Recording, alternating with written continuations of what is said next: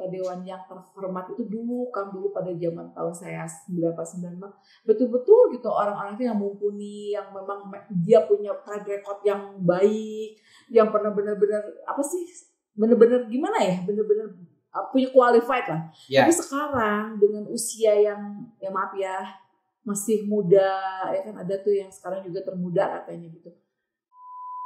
Ya, jadi sebelum Raja Salman naik tahta justru. Oh. Itu kan politician itu the man who concern in politics ya. Nah itu kan orang yang concern dalam politik itu sendiri kan orang selalu berpikir politik kotor dan sebagainya. Padahal gitu kan. Semua orang itu berpolitik tanpa disadari. Cuma yang disebut itu politik praktis. Gitu. Ya. Gen Z sekarang itu malah jadi korban-korban dari teknologi. Itu gitu makanya kan. Ya kan. Hai, kembali lagi bersama saya Rika TPW di podcast yang membahas beragam tema. Kali ini saya sudah menghadirkan seorang pendidik, seorang guru, seorang teacher ya. Ada Kang Salman Faisal. Kenapa namanya jadi King? Kirain Raja King Salman gitu. Ini panggilannya apa nih Kang? Ya, jangan sebenarnya gini ya. Ketika 2014 itu saya aktif di KMP Jawa Barat ya. Nah itu kan kalau saat kita manggil itu Kang. Nah makanya kan kalau dipanggil Kang semuanya manggil apa kira-kira Kang. Iya justru Kang gitu. Semuanya. Makanya saya langsung berdiri bedakan sama King gitu karena itu. Oh jadi dari tahun berapa itu? 2014. Oh jadi King tuh plesetannya dari Kang. Ya jadi sebelum Raja Salman naik tahta justru. Oh kirain kenapa nggak Kong? Ya, enggak. Di babak Kong dong ya. Oke, jadi panggilannya aku Kang Salman aja ya. Kalau King itu lebih kepada itu mungkin ya zaman-zamannya gaul-gaulnya Akang lah mungkin ya dulu ya. Tapi sampai sekarang itu terbawa. Oh gitu. Sampai makanya bukan hanya di organisasi kepemudaan di semua level itu. Makanya aku di kontak ini King Salman namanya nih King gitu. Kalau aku panggilnya King. Gitu. Oke, Kang gimana kabarnya hari ini? Alhamdulillah sehat. Alhamdulillah ya. Ya cuaca cerah. Ya alhamdulillah cuaca cerah tidak seperti tanggal 5 November kemarin. Betul ya Allah subhanallah ya Sukabumi diberikan ujian yang luar biasa. Kang, Akang ini kan lahir dari seorang pendidik. Sebelum kita bicara hari ini Akang sekarang ya, kita flashback ke belakang sedikit aja, bercerita tentang masa kecil Akang. Akang lahir di Sukabumi? Ya, asli Sukabumi. Kota kabupaten? Kalau dulu kabupaten Serang kota. Di mana emang dulu? Di Sukakarya di tempat yang sama. Sukakarya itu yang benteng? Mana? Sukakarya perbatasan di saat sama kota lah gitu ya. Iya kan yang benteng, benteng. Nah itu yang pom bensin. Nah bisa. Oh itu dulu kabupaten? Pemekaran 96 baru masuk ke kota. Oh jadi awal kabupaten jadi sekarang masuk kota dong. Jadi saya itu dari dua daerah berbeda, kabupaten menuju kota. Iya, kayak jauh padahal cuma beda selisih dikit aja ya, berapa senti mungkin bukan kilo lagi. Di zaman kuliah bergeser gitu kan S1. Iya. Nah itu masa kecil kan di sana lahir di Sukakarya. Betul. Sukakarya ya, bukan Suakarya, bukan Sukakarya. Itu di situ ada SD orang tua saya dulu di situ, Sukakarya juga. Iya. Gitu. Jadi masa kecil Akang di sana, SMP di Sukabumi juga. Ya, Sukabumi. SMP mana? Saya di Sanawiyah Persis di dekat situ di Sukakarya. Oh ada ya? Ada. Swasta berarti ya? Swasta. SMP SMA. Jadi Akang menyelesaikan sekolah itu di Sukabumi. Kuliah di? S1 di Sukabumi. Di mana? Dulu itu STIT, sekarang jadi IMN. IMN di mana sih? IMN Balandongan sini. Oh yang ini yang di bawah? Ya, yang Institut Badan Nusantara. Oke, yang di Cicadas itu kan? Ya. Itu ada ini juga ya? Ada S2. Baru tahu. Jadi Akang dari ini swasta terus ya berarti ya? Ya, hanya satu yang itu S2 di UIN. Oh, baru S2 di UIN. Di UIN. Oke. Ya, nah, apa pengalaman Akang dari selama Akang pembelajaran sampai S2 ini? Apa sih yang Akang dapat dari gelar atau dari pendidikan ini? Banyak lah. Yang pertama mungkin tadi masa kecil kenapa saya menjadi guru juga gitu kan, ada hal satu. Orang tua saya, bapak saya adalah guru. Jadi regenerasi dong ya? Ya bisa dikatakan demikian. Bahkan uak saya juga guru. Oh iya. Dan ketika dengar kakek buyut saya juga di sana dulu yang ngajar anak-anak dan lain sebagainya, bukan wilayah yang luas yang namanya dulu itu Karangtengah, bukan Gunung Suwakarya itu. Wilayahnya itu sampai ke Karangtengah sekarang lah, Gunung Puyuh gitu kan. Saking luasnya gitu kan ya. Nah, itu ngaji dan lain sebagainya ke kakek saya. Nah kemudian ketika saya kecil, kemudian bapak ngajar, selalu ikut dan lain sebagainya. Dan sebenarnya cita-cita awal saya tidak mau jadi guru. Bukan guru ya, tapi saya tersesat ke jalan yang benar. Ya. Tersesat ke jalan yang benar. Baru dengar saya, biasanya tersesat jalan yang itu yang selalu saya katakan ketika orang menanyakan cita-cita. Kan memang dari menjadi guru enggak. Emang cita-citanya apa sih? Saya itu sebenarnya lebih ke inilah seni visual grafis gitu kan. Oke. Visual grafis seperti apa sih? Ya, saya kira melukis dan lain sebagainya kesininya kan lebih ke grafik desain lah gitu. Oke, desainnya. Tapi ya orang tua itu tidak mendukung juga waktu itu. Kenapa alasannya tidak mendukung katanya? Ya mungkin maaf kultur yang berbeda waktu itu kan, ya itu kan. Di keluarga orang-orang semuanya konsen di bidang pendidikan, saya mengambil yang berbeda gitu. Saya itu kadang-kadang nyuri-nyuri belajar dan lain sebagainya itu kan. Bikin karya-karya seperti hiasan-hiasan dinding dan lain sebagainya, kaligrafi gitu ya, kaligrafi dan lain sebagainya itu kan dengan berbagai macam, bahkan saya lebih cenderung dulu itu awal-awal ketika kuliah itu sambil kerja di percetakan gitu kan, karena konsen saya di situ ketika udah mulai sablon dan lain sebagainya, printing dan lain sebagainya. Tapi ya, orang tua tidak mendukung. Sebenarnya di awal kalau sudah mulai masuk dunia kerja tidak masalah juga. Gitu. Apalagi ada penghasilannya. Nah itu awalnya itu tidak mendukung. Naonan sih gituanan bahasannya maksud itu lah. Apaan sih bakal jadi apa? Katanya. Makanya dulu ketika saya selesai kuliah, selesai sama itu saya cita-cita itu ya ingin masuk ke desain grafis kayak gitulah gitu kan ya. Tapi ya jalan juga yang lain, katanya malah saya tadilah. Setelah selesai sekolah itu diminta oleh kepala sekolah di tempat bapak saya ngajar, gitu kan, bantuanlah di dia sebagai untuk bantu-bantu di TO dan lain sebagainya. Jadi berawal dari itu. Nah, baru kemudian setelah itu ada guru yang pindah karena jadi PNS waktu itu keluar kota, diminta. Jadi itu statusnya honorer. Ya, sampai sekarang juga saya guru honor, tidak. Oh, belum PNS ya? Udah lewat waktunya. Oh gitu. Emang usia berapa sekarang? Sekarang ya sebentar lagi sudah setengah abad. Alhamdulillah ya. Setengah abad itu terus, bulan depan. Jadi awal nggak tertarik untuk dari awal itu nggak tertarik untuk ikutan CPNS gitu dari. Tertarik. Cuma nggak ada nasi. Tapi sudah dicoba. Saya sering dari ikut tes dan lain sebagainya, bahkan yang paling lucu itu dulu saya kebetulan lembaga saya itu di bawah Kemenagnya, DEPAG lah. Nah saya tahun 2005 itu kan ada surat edaran dari Menpan RB kalau tidak salah pengangkatan dari honorer menjadi CPNS. Iya, saya yang turun dan lain sebagainya karena di Kemenag itu waktu itu di Penman itu sedikit karyawannya. Kemudian ketika ada surat, saya bawa surat itu belum tahu gitu. Makanya kemudian saya yang menghandle dan lain sebagainya, tapi nama saya yang malah justru yang nggak ada. Kok bisa ya? Nah itulah. Kalau belum takdirnya. Gitu. Ya, kan belum takdirnya. Makanya ketika sininya ada orang mepet dan lain sebagainya, saya sudah bukan. Iya kan, sekarang ada yang nggak mau memperjuangkan lagi, tapi saya berpikiran seperti ini sekarang. Biarlah saya seperti ini. Tapi penghasilan lebih dari PNS itu aja. Status kopral gaji jenderal. Nah itu lah. betul ya, syukuri saja lah ya. Nah terus dari kuliah kan saya lihat di biografi kan banyak banget ya boleh dibilang sebagai aktivis lah ya.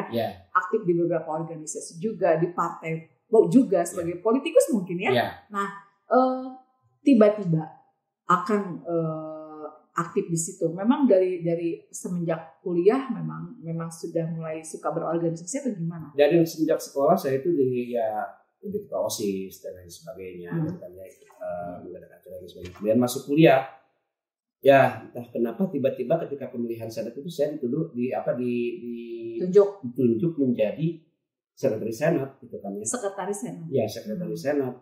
Nah, di mana itu di kampus? Di SEDE itu yang sekarang Yemen itu kan. Senat sampai kemudian ya di luar itu juga di luar kampus saya udah menjadi sekretaris juga gitu kan. Makanya konsen saya sampai sekarang orang menyebut saya itu sekjen juga gitu. Kenapa? Karena terlalu banyak jabatan sekretarisnya di sana sini. Gitu. Karena sekretaris biasanya ya, kalau yang saya tahu itu sekretaris biasanya otaknya organisasi itu ada di.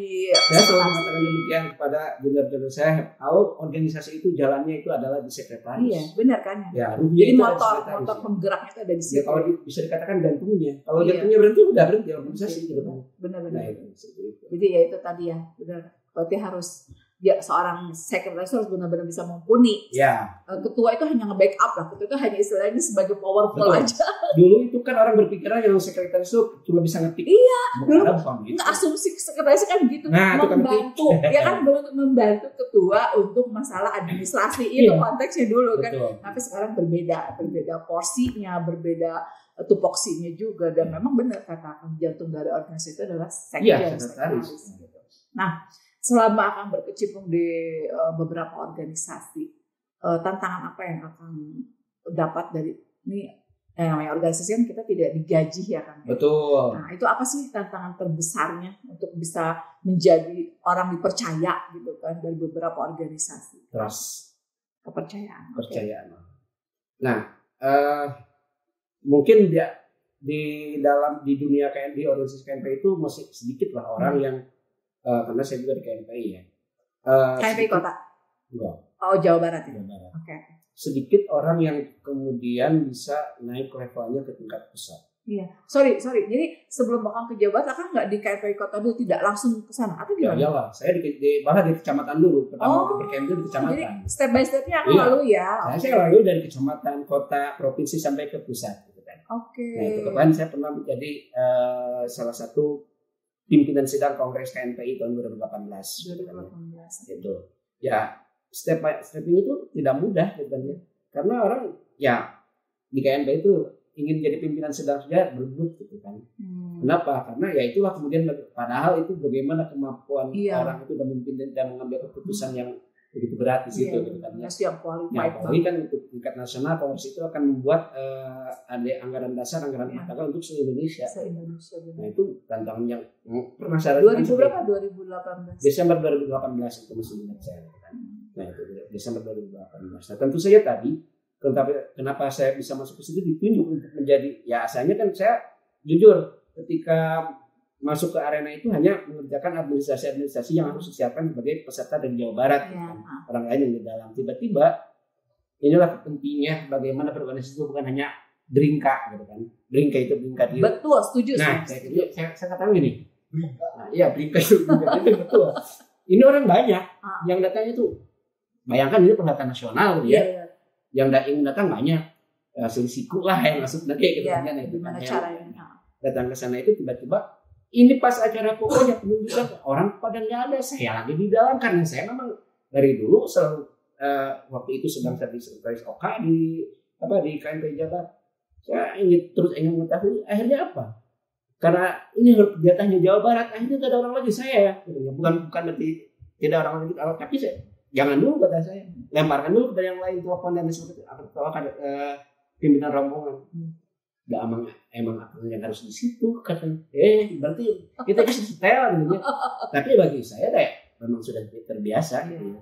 Mimpin sedang seperti itu diculik. Tapi saya pernah gitu kan. Jadi benar sama satu pemahaman dengan saya pada saat kita direkrut atau ya misalnya menjadi bagian dari satu organisasi, saya nggak mau cibang-cibang nyimpen nama dong. Iya. Itu bukan saya banget. Makanya saya bilang saya di posisi apa? Bukan ingin show up atau apa, tapi apa manfaatnya saya masuk di organisasi ini, itu kan berarti kan ya kita harus bisa mengkaryakan diri kita, mengeksplor diri kita. Bukan kita hanya mencari advantage. Nah itu benar itu. Tapi apa? What can we do for the organization? Nah itu setuju. Tidak hanya tercantum nama, bisa duduk dengan menggunakan atribut dan lain sebagainya. Tapi orang yang picik tuh melihat karakter kita nih berdua kan sama seperti itu. Melihat, pengen show up, pengen ini. Salah, lu salah gitu. Dan dia mana enggak? Suatu saat ini saya pengalaman ya. Saya di kota kan udah berganti generasi dan lain sebagainya. Saya datang dengan baju putih dan lain sebagainya. Saya sebagai pengurus Jawa Barat gitu. Dia di belakang. Ini kan anak-anak baru nggak kenal gitu. Wah, suatu dari saya lihat aja gitu. Tiba-tiba dia kenal saya, Kang sini. Lalu bilang ini senior. Langsung pada bengong gitu kan seperti itu. Karena saya sebagai sekretaris itu tidak pernah muncul di depan Iya. kecuali ada hal yang terjadi misalkan Iya. atau ketika saya ditugaskan untuk memimpin sidang dan Sudah tupoksi lah ya, pada saat kita di depan ya di depan, pada saat kita menjadi Iya. bagian dari mereka ya jadi mereka kan gitu. Jadi oke, Akang minum dulu deh, aku belum Oke. minum tadi. Sorry saya ngantuk, Bu. Iya. Kang, organisasi. Sekarang kita beralih ke partai.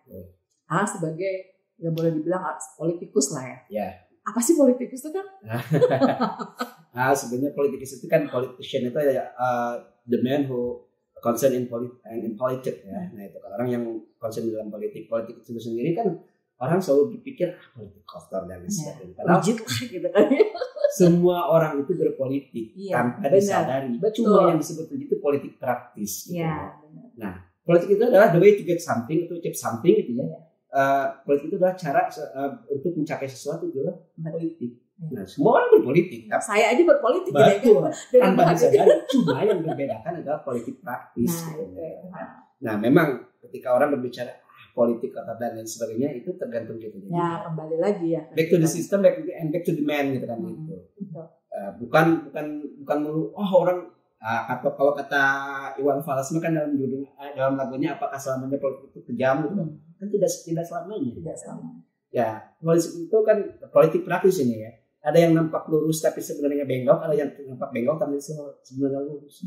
Tujuannya apa? Sama. Sama benar. How to achieve untuk bagaimana mencapai kekuasaan gitu kan.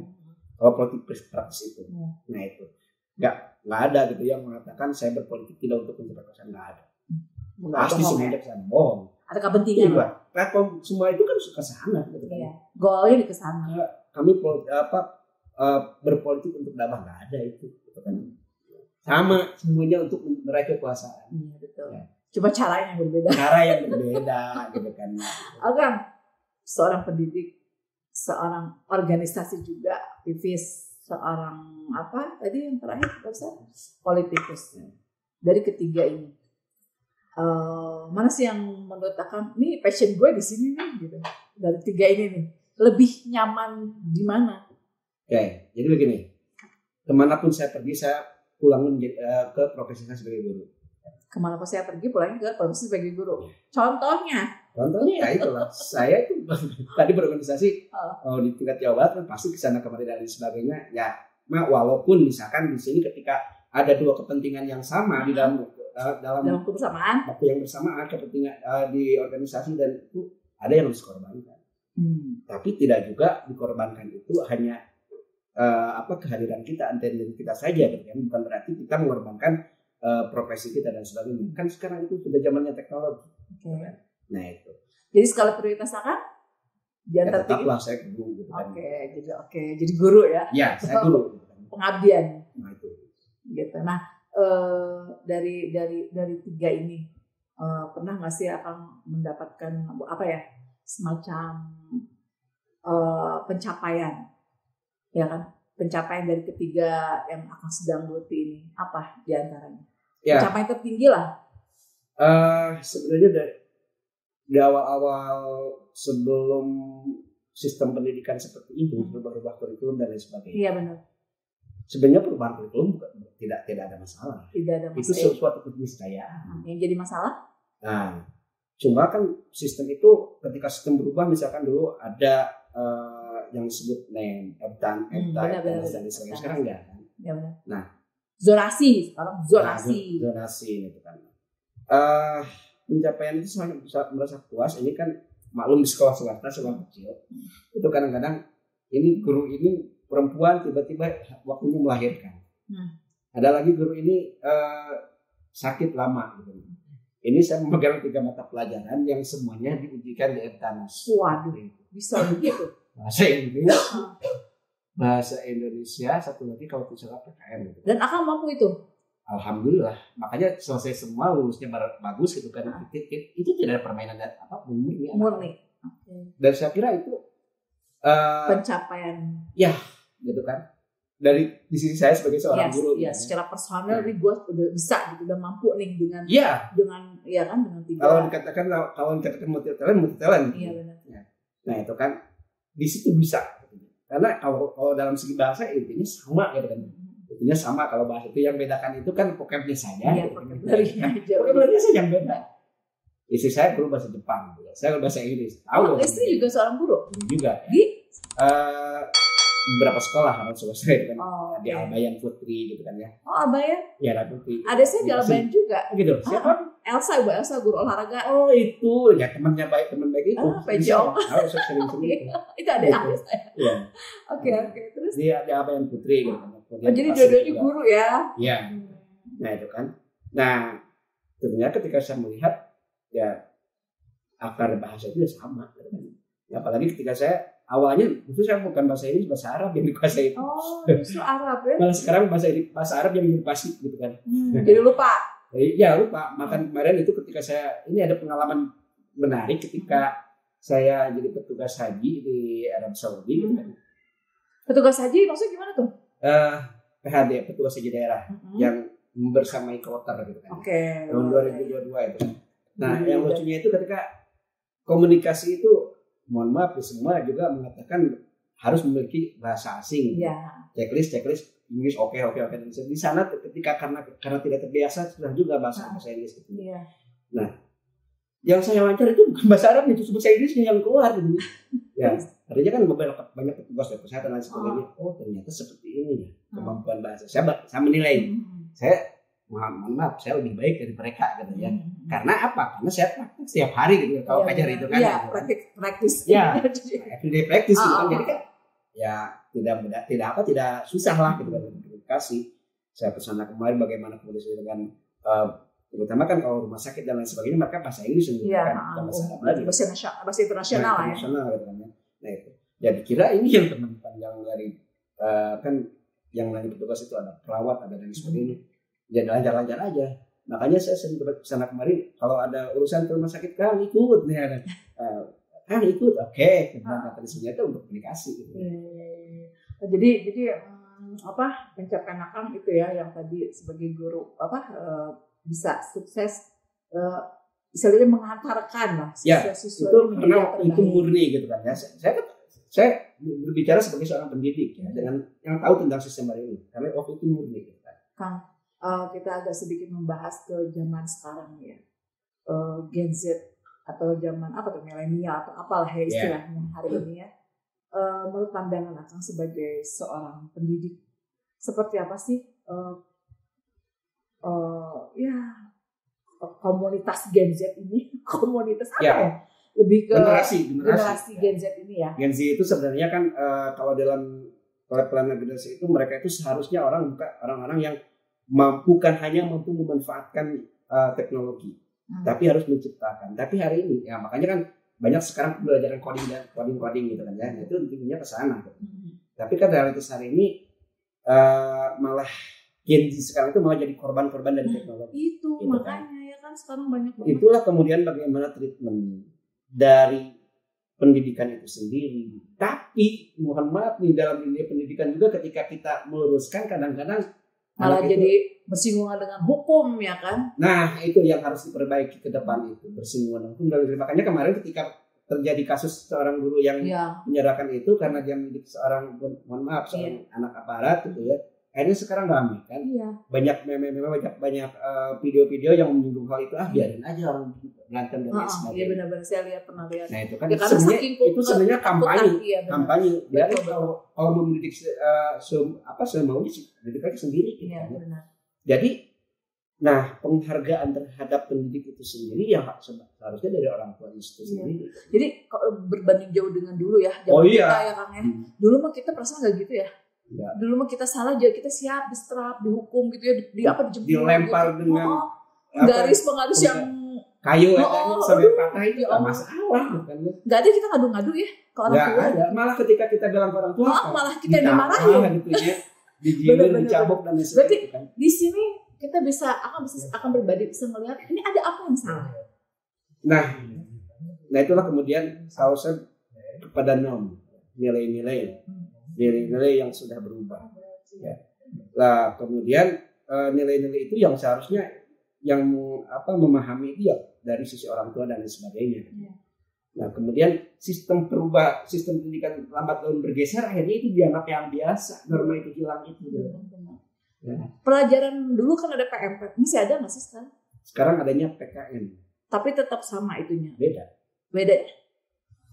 Kewarganegaraan itu adalah civic education. Ya, civic education itu kan hanya kewarganegaraan saja, tidak melihat kepada moralnya. Oke. Ya. Jadi nilai-nilai moral dari Pancasilanya itu. Sekarang nggak ada. Saya pertama kali ngajar itu PMP. Iya kan, PMP kan dulu pendidikan moral Pancasila, benar nggak sih? Iya. Iya kan? PMP, pendidikan moral Pancasila. Kalian ini nggak ada aja di sini udah PKN. Civic education, karena saya dulu itu saya ingat saya aktif di MGP PMP, kemudian berubah ke PKN dan lain sebagainya. Sekarang nilai-nilai Pancasila sudah hilang. Makanya kemudian ada itu rame-rame kan dari para petinggi negara yang ingin mengembalikan itu. Benar. Nah, terus PMP sejarah ada nggak? Sejarah masih ada. Oh, masih ada. Oke. Jadi, nah kemudian di sisi lain juga ini kan yang namanya infiltrasi budaya itu sangat kuat gitu ya. Bukan hanya infiltrasi lagi, penetrasi sekarang gitu kan ya. Penetrasi budaya asing. Saya itu dulu hanya dengar gitu kan ya. Yang disebut dengan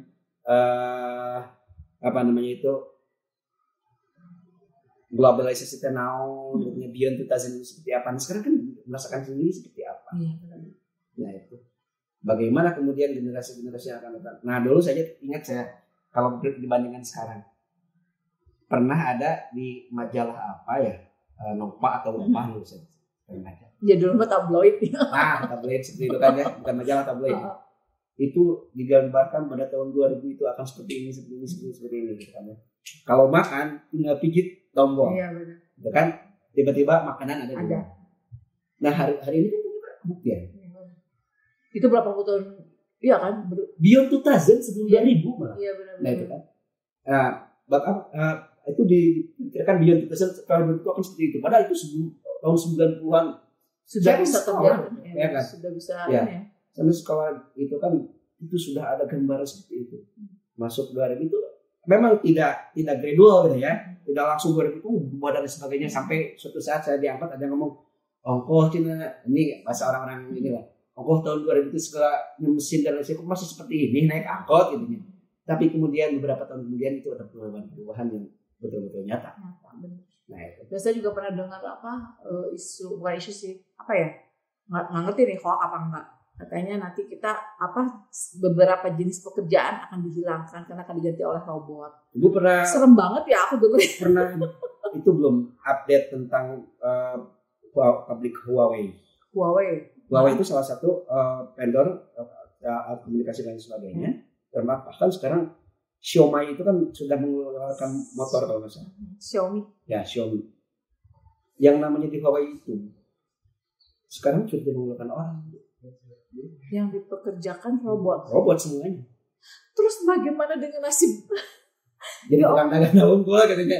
Manusia hanya jadi pemakainya. Semuanya sudah pakai AI, gitu kan. Nah, artificial intelligence itu sudah masuk ke sana, gitu kan.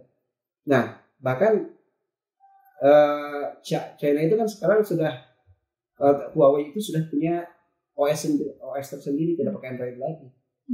Ya. Huawei itu dan juga udah mahal gitu kan ya, beda dengan apa itu. Sudah punya operating system tersendiri, beda, tidak pakai Android apalagi iPhone gitu kan. Nah, itu sudah luar biasa kan. Yang saya luar biasa itu ya di pabriknya sudah tidak menggunakan orang. Iya itu makanya. Terus apa kabar dengan nasib? Padahal AI itu tidak 100% benar juga. Benar. Ya, pasti ada Menteri Pendidikan terbaru itu siapa namanya saya lupa, belum apa namanya, Stella apa gitu yang mengatakan bahwa AI itu sendiri kan bukan manusia. Kalau masukkan prompt yang salah ya kan salah. Keluarnya gitu kan. Dia kemudian akan mengikuti prompt itu masukan yang sudah di program itu salah juga, tidak 100% benar juga. Ya, tapi tadi sudah terjadilah manusia dalam satu pabrik, dalam satu industri gitu kan, manusia itu dari Tuhan lagi tapi menggunakan mesin yang terkendali, yang di otaknya itu AI gitu. Nah, itu. Kang, ini kan kita sudah melalui tahap pelantikan kabinet ya. Ya. apa sih harapan Akang khususnya sebagai pendidik ya, sebagai mewakili suara-suara guru, suara-suara hati seluruh guru di Indonesia khususnya untuk pendidikan kepada menteri yang baru ini, Kang. Apa sih harapannya, seperti apa sih, Kang? Oke, saya akan ini dulu ya. Tadi saya berbicara tentang perubahan kurikulum yang akan biasanya ganti menteri, ganti kurikulum. Ya itu ganti menteri, ganti kebijakan, ganti kewenangan, dan ganti lain-lainnya. Gitu. Kalau dulu kan tahun masa-masa kita mungkin kurikulum 84 baru berubah. Kemudian 94, 2004 kesininya asas sering. Padahal bukan seperti itu. Dulu juga sering berganti, cuma karena masalah informasi yang cepat. Itu dalam ilmu pendidikan itu jelas. Ada 5 yang melatar belakangi, 5 hal yang melatar belakangi tentang perubahan kurikulum itu. Itu kita tidak tahu aja, tidak ramai, tidak baca koran, tidak apalagi tidak lihat itu. Berubah kurikulum. Benar. Per 10 tahun itu akan ada perubahan kurikulum. Karena ada perubahan-perubahan di antaranya yang pengetahuan teknologi, psikologis, kemudian sosial budaya dan lain sebagainya. Itu kan akan mempengaruhi. Tetapi kemudian, dulu itu ada kata orang tua yang mungkin saya masih mengalami itu, orang tua yang mengatakan baheula mah ganti-ganti buku teh ieu wae. Betul. Buku paket sekarang itu kan LKS tiap semester ganti. Betul. Sekarang itu kan beda lagi tiap angkatan. Padahal tidak tiap tahun berbeda. Itu per 10 tahun. Per 10 tahun pasti akan ada perubahan. Nah, makanya kemudian yang diharapkan itu kan sekarang sudah mulai ada kekhawatiran. Wah, pasti ganti kurikulum. Pasti. Ketika saya ngajar ke mahasiswa, kalian jangan menjadi orang yang kemudian ketika perubahan kurikulum ikut terus. Kenapa ini baca? Ada 5 dasar perubahan kurikulum dan itu terjadi 10 tahun sekali. Gitu kan? Oh iya ya. Bahkan ke guru yang sekarang mengatakan, rubah kurikulum. Oh, meskipun lihat tahun berapa kurikulum terakhir. Kemudian kapan berubah? Maka saya katakan kalian belajar ilmu pendidikan benar tuh. Jadi pertanyaan ya akhirnya. Atau kalian itu kuliahnya benar tuh. Kalau guru ada yang itu benar tuh kuliah wajar kalau dia itu bukan dari pendidikan kan sekarang banyak ya. Insinyur jadi guru. Iya tiba-tiba jadi. Saya kan jadi guru, saya apa dan jadi guru gitu ya. Jadi guru jadi apa nih? Jadi banyak gitu kan. Nah itu. Itu banyak kan. Oke, mereka yang tidak, tapi tetap harus dia mempelajari ilmu pendidikan. Dan ilmu pendidikan itu ada, gitu kan. Bagaimana tentang perubahan kurikulum itu ada dasar-dasarnya. Nah, yang diharapkan sekarang tentu saja, yang kemarin kurikulum Merdeka juga belum terimplementasikan belum semuanya ya. Belum semuanya, dan sampai saat ini masih ada yang tidak paham dengan kurikulum itu. Ya, kurikulum itu seperti apa? Katanya ilmu merdeka belajarnya seperti apa? Ada yang belum paham. Nah, baru dak coba budak senang. Tapi nyoba dari CBS maksudnya. Kan dulu kita ke CBS kan? Iya, benar. Nah, kurikulum apa tuh Pak CBS itu ya? Kalau namun itu nama coba budak senang gitu ya. Plesetannya. Anak pertama juga plesetannya jadi coba budak senang ya. Nah, itu cara belajar siswa aktif. Nah, cara belajar siswa aktif. Dulu zaman saya sekolah di SD itu kan CBSA dan sebagainya. Nah, itu kan ada di literasi itu sebenarnya ada 6 hal penting ya. Yang pertama ini berpisah dari pendidikan apa ya? Enggak apa-apa. Orang itu kan menghafal. Kemudian memahami yang kedua, ya. Itu. Yang ketiga, dia itu setelah memahami itu bisa menganalisa. Kemudian bisa sampai akhirnya yang keenamnya langsung dia lompat adalah bagaimana meng-create. CBS itu dari dulu Pak sudah mengembangkan itu dari dulu. Cuma tidak orang banyak yang tidak paham ilmu pendidikan apa itu literasi itu dari dulu ya. Ya makanya kemudian literasi ini tidak harus hanya orang itu buta huruf. 2005 itu 10% buta huruf itu udah berkurang. Sekarang 1,9% mungkin. 2005 itu sudah 1,9% gitu. Itu sudah berkurang. Berarti di sini bukan hanya kemampuan membaca saja literate itu kan, tapi bagaimana kemudian mampu memahami. Orang tuh baca mah bisa tapi tidak paham. Apa cangkem kan? Tidak paham gitu kan? Apa cangkem. Nah itu sebenarnya yang harus terjadi itu bagaimana memahami, ya, menerapkan, mengevaluasi dan meng-create. menciptakan. Ya kalau norma bukan menciptakan gitu ya, tapi bagaimana kemudian norma ini bisa diterapkan di suasana yang baru. Nah itu sebenarnya yang harus kalau diharapkan tadi bagaimana ketika Menteri Pendidikan itu baru lagi, tentu saja ya di satu sisi kita tidak bisa left behind teknologi gitu kan, ketinggalan dalam teknologi gitu kan ya, nanti tidak mau penjaman tidak bisa juga. Tapi di sisi lain bagaimana tujuan di pendidikan itu harus dikembalikan. Nah itu kan norm. Makanya kan kalau kita pernah dengar di Jepang itu anak SD itu sampai kelas 3 itu tidak pernah belajar baca tulis dan sebagainya, belajar ngepel dan sebagainya. So, enak di mana di kita? Anak kita disuruh ngepel, mamah mah, bapak mah, pirakusi, kan ada mau sekolah misalkan. Tapi di Jepang itu biasa kan, ngantri aja udah biasa kan. Dan itu tidak berubah sampai sekarang normnya itu kan. Tapi untuk capaian teknologi kita tahu Jepang dulu itu ketika saya dengar bahwa anak kelas 6 SD itu harus bisa membuat arloji dulu gitu kan, jam tangan. Nah hari ini apalagi kerja jadi nanti anak SMA kan bisa nyetir mobil gitu kan. Segala tuh. Gitu kan. Iyalah SMK. Jadi benar-benar ya yang pendidikan kita lemah sangat ya, sangat lemah. Tidak sampai mampu mengkrit gitu kan. Itu baru di kognitif kemauan belum itu mengatakan ada 3 kemampuan dasar manusia, kognitif, akademik, psikomotorik. Di kognitif saja sekarang tidak tuntas. Psikomotorik ya tidak mengikuti ya. Afektif apalagi gitu kan. Nah itu kan ketika unsurnya itu ya akhirnya ya kacau balau lah hasilnya. Jadi akhirnya banyak yang nanggung gitu kan. Jadi setengah-setengah semuanya. Belum setengah. Ya, gitu kan. Ini gitu. sekian persen gitu kan. Oke. Sampai segitunya ya. Iya. Nah, kalau itu kan tadi kita bicara skopnya global ya, nasional. Kalau untuk di Sukabumi sendiri seperti apa sih, Kak? Ya, sama juga sih. Saya pernah berbicara dengan anak-anak mahasiswa yang concern di pendidikan. Dia punya organisasi baru lah, dan saya mensupportnya gitu, karena datangnya ke saya ya udah saya support gitu kan. Ya awalnya kita bertemu saat mereka menjadi penyelenggara nonton debat Pilpres gitu, saya kemudian jadi juru bicara, kemudian ketemu dengan mereka, ngobrol di akhir, kemudian saya sudah menyatakan bahwa hari ini tuh orang selalu terpaku kepada angka. Itu akan merusak sistem pendidikan kita. Enak gini loh. Dulu saja misalkan ketika sistem lulusan itu pakai NEM dan sebagainya. Coba kalau ada satu sekolah tidak lulus, anak tidak lulus dalam satu pelajaran, maka akan berimbas ke sekolah. Nah, kemudian dari sekolah ke dinas, dinas ke pemerintah kota, imbasnya kemana? Yang disalahkan siapa? Pemprov nasional dicap. Oh iya betul. Padahal dia sebenarnya yang ditetapkan benar. Artinya di sini ada melihat angka-angka harus di atas sekian nilainya. Dulu ada KKM ya, kriteria ketuntasan minimal. Ya, di bawah KKM tidak lulus. Lalu bagaimana kalau lulus harus diberikan tambahan dan sebagainya.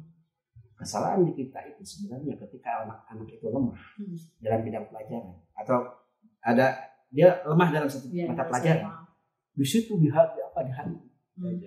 Padahal seharusnya lebihnya di mana? Itu yang harus terus diasah. So hari ini misalkan ini orang yang menengah ke atas, anaknya ingin les piano, les apa dan sebagainya. Anaknya tidak mau, dipaksa. Kenapa? Prestise. Iya, benar. Bukan prestasi, tapi prestise. Golongan kita dong harus sama dengan yang lain. Gitu. Prestise. Anaknya tidak mau, padahal anaknya ingin belajar misalkan karate, tapi tidak diizinkan, bahaya itu. Padahal dia di situ, keunggulan dia di situ, potensinya di situ. Nah, orang lemah di matematika, dileskan matematika. Benar.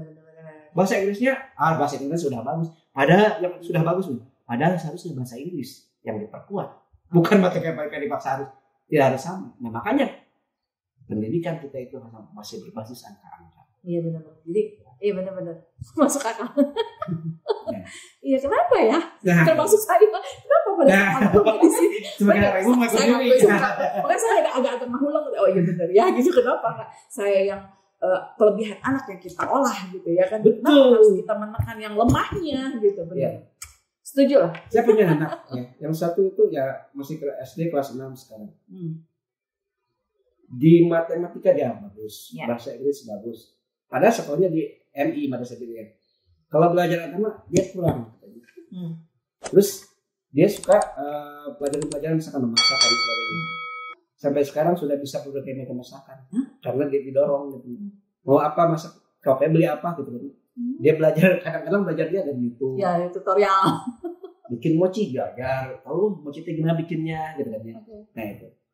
Sampai saya juga suka lah masak seperti itu. Saya ingin membuat misalkan martabak itu seperti apa. Jangan kasih warna, tapi anak saya sudah bisa.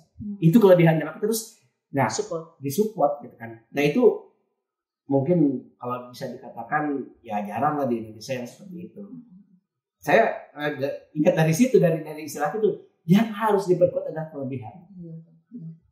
Nah, berarti ini edukasi untuk penonton Portal lebih juga nih. Ya, betul. Kita mendidik anak tuh ya itulah dari sisi mananya yang harus kita olah. Kita geroh, kata orang Sundanya namanya geroh. Betul. Nah, makanya kalau saya balik lagi ke organisasi misalkan ke anak-anak ke junior saya.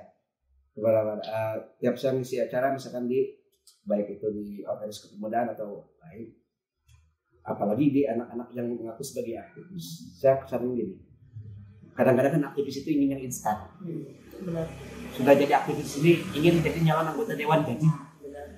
Saya bilang gini, kalian itu kadang-kadang kan yuk tingkat aktivisnya sudah di atas, langit kacabak bumi teka tincak. Langit kacabak bumi teka tincak. Masih mending langit kacabak bumi teka tincak, artinya dia dikenal di atas tapi di bawah dikenal. Dengan masyarakat sendiri dikenal. Jangan dulu misalkan bercita-cita saya ingin menjadi anggota dewan, jadi komisioner dan itu dan lain sebagainya. Kamu kenal dengan masyarakat kamu? Berani nggak kamu jadi ketua RT, ketua RW? Saya bilang seperti itu. Atau ada lembaga-lembaga yang di masyarakat, LPM, BKM dan sebagainya. Dari situ kalian keluar. Jangan kemudian karena langit kecabak bumi itu ya akhirnya kan nanggung. Iya benar. Kemudian misalkan langit kecabak, bumi teka tincak kayak itu tadi. Jadi intinya menanam dulu. Betul. Nah itu. Pepelakan gelap, bro. Kan tidak sedikit. Saya ada ya nyari. Misalkan saya ada yang nyari saya ke tempat saya, orang tidak kenal, ada di dunia aktivis itu kenal, gagal itu kata saya bilang itu gagal. Masyarakat di daerahnya tidak tahu. Yang terkecil dulu ya. Yang terkecil dulu. Nah itu bisa menjadi jembatan kita buat hati. Makanya janganlah kemudian ujung-ujung yang naik kalungur gitu ya, walaupun ya kita pengalaman dari atas. Ya. Itulah bisa mendidiknya dari situ juga. Nyambung ke yang kita obrolkan ini, paradigma di luar sana ya, yang sekarang menjak mencalonkan anggota dewan tiba-tiba di usia yang masih muda gitu kan. Dulu kan saya konteksnya anggota dewan yang terhormat itu dulu pada zaman tahun saya 94-95 betul-betul gitu orang-orang itu yang mumpuni, yang memang dia punya track record yang baik, yang pernah benar-benar benar-benar gimana ya, benar-benar punya qualified lah. Yeah. Tapi sekarang dengan usia yang ya maaf ya masih muda ya kan, ada tuh yang sekarang juga termuda katanya gitu, mereka bisa. Nah itu seperti apa sih paradigma masyarakat sekarang untuk ya tadi aku nyambungnya ke tadi obrolan Kang Salman, seperti apa yang pandangan Kang Salman? Ya sebenarnya kan di kita itu dengan sistem pemilihan langsung itu ya itulah jadi one man one vote itu kan. Edukasi ke masyarakat itu sudah benar belum? Ya kalau dulu tuh orang yang masuk jajaran legislatif itu ya qualified. Iya benar kan. Mumpuni. Ya. Benar kan dari segala dari usia juga ya. Mereka sudah matang gitu kan, sudah benar-benar bisa menjadi leader lah, menjadi panutan gitu kan. Nah itu kan hari ini itulah nanggung gitu kan. Ya kadang-kadang kan pilihan langsung orang bisa melakukan apapun. Pengaruh bapaknya bisa. Iya betul. Ya, pengaruh. The power of money. Ya, money apalagi gitu ya. Nah. Dan apakah itu bisa, maksudnya ya saya mungkin sebagai masyarakat ya, apakah bisa memberikan menyimpan harapan kepada pimpinan-pimpinan atau wakil rakyat katanya seperti itu. Gimana sih Kang? Sulit.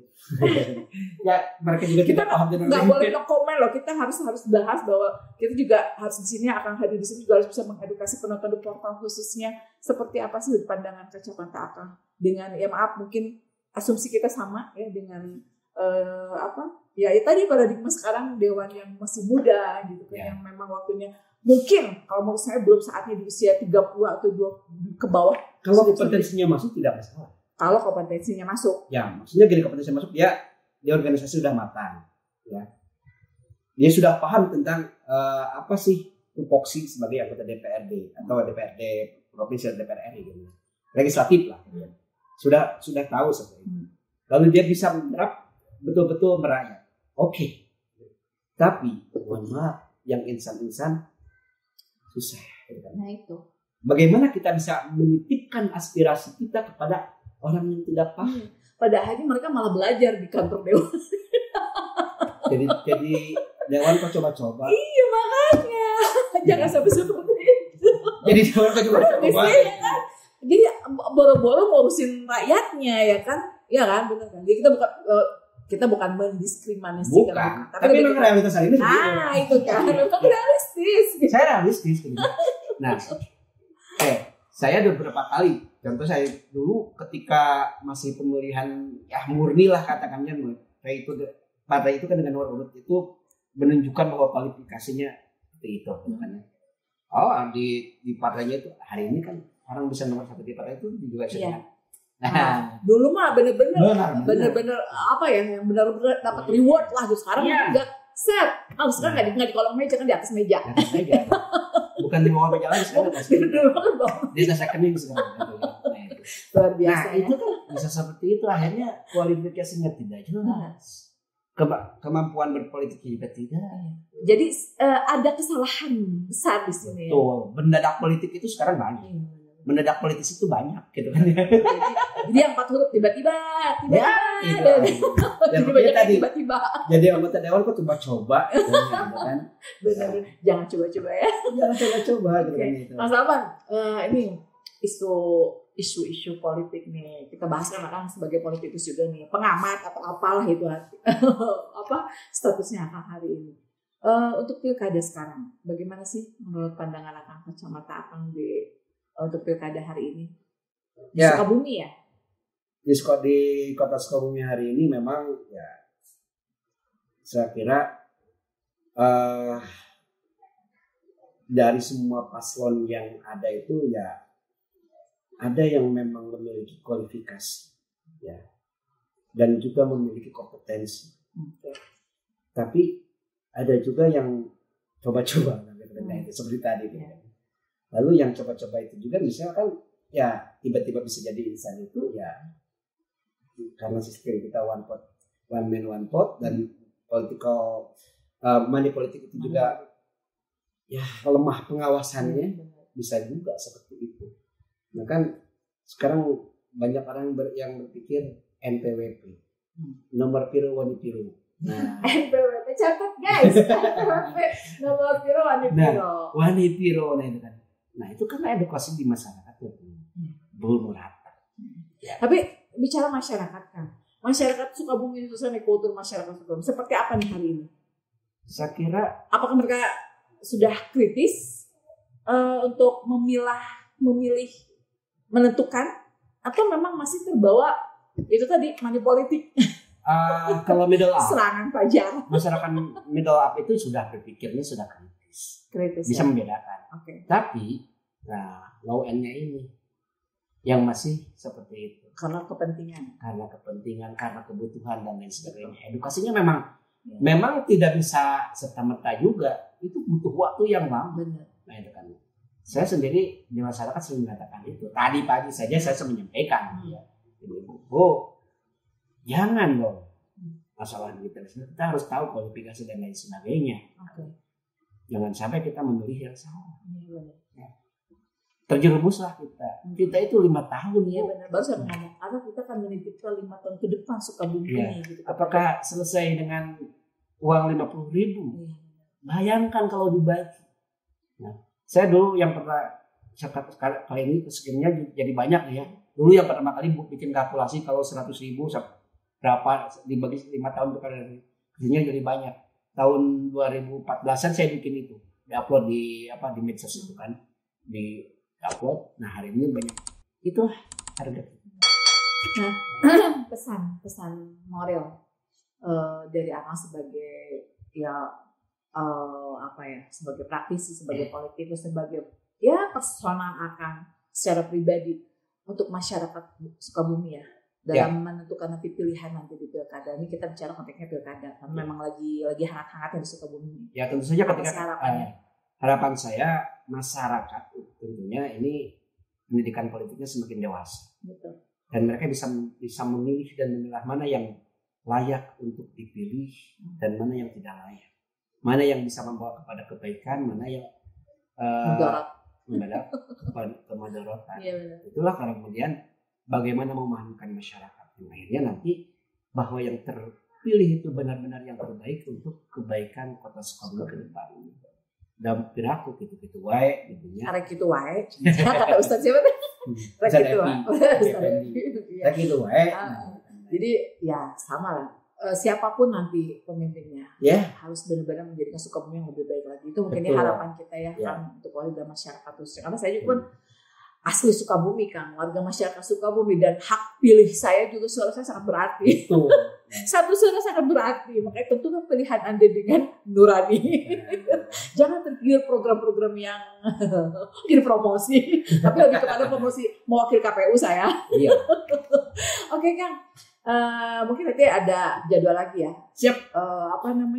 Menghadiri debat. Sukses untuk perjalanan karir Akang di dunia pendidikan tentunya ya. Tetap pengabdian Kang. Sebenarnya masih banyak sih. Saya tadi belum sempat bahas organisasi juga. Kebetulan kan Akang juga di Pemuda Pancasila, yaitu next session lah. Oke, episode selanjutnya ada episode 2 ya, bab 2. Oke, King Salman, saya nggak mau bilang Kang. Kong Salman. Salah. Terima kasih telah hadir di podcast The Portas. Sampai ketemu lagi nanti di judul yang berbeda Kang ya. Kita bahas kupas tuntas lagi. Karena durasinya 45 menit di sini. Jadi kalau kelamaan juga nanti pada tidur yang nontonnya. Makasih Kang Salman. Sampai ketemu lagi nanti penonton The Portas. Kita bahas kupas tuntas lagi di episode selanjutnya bersama saya Rika TPW di